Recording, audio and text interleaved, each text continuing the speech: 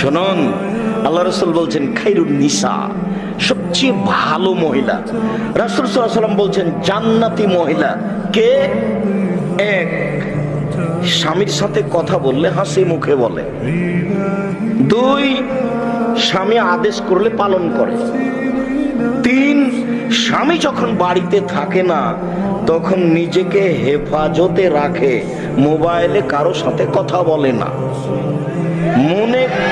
মনে করে না যে স্বামী এখন বাড়িতে নেই, একটু কথা বলে নি, এখন স্বামী বাড়িতে নাই, একটু অন্যের বাড়ি থেকে ঘুরে আসি, একটু খালার বাড়ি চাচির বাড়ি থেকে ঘুরে আসি।